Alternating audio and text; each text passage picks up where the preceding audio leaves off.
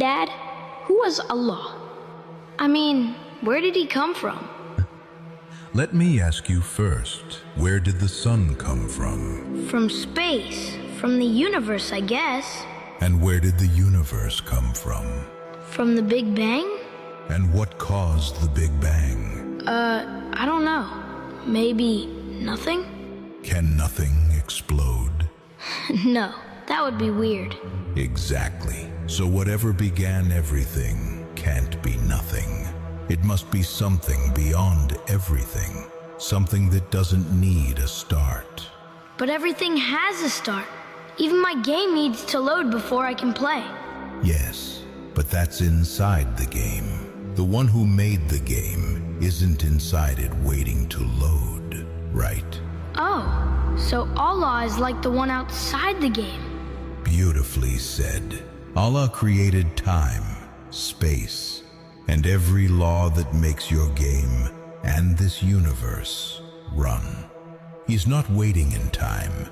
He's the reason time exists. So, he doesn't begin or end? Right.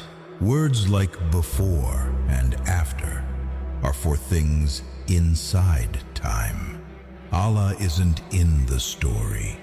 He's the author. Then, if he made everything, does that mean he made nothing too? Even the emptiness is his design.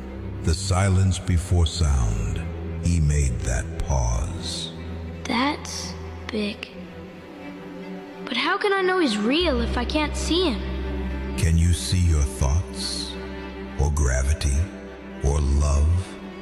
No, but I feel them. Exactly. You see their effects. The order of the world. The intelligence in creation. The way your heart knows right from wrong. All of these are signs.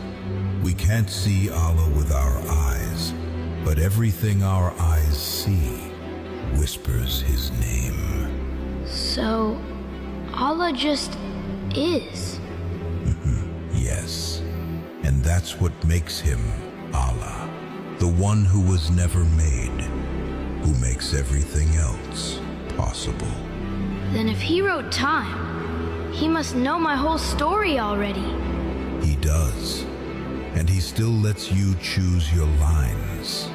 That's the beauty. The author gives you a pen. I think I just got my first big question, but I already feel another one coming. Good. Keep them coming. Questions are doors, and Allah loves those who keep knocking.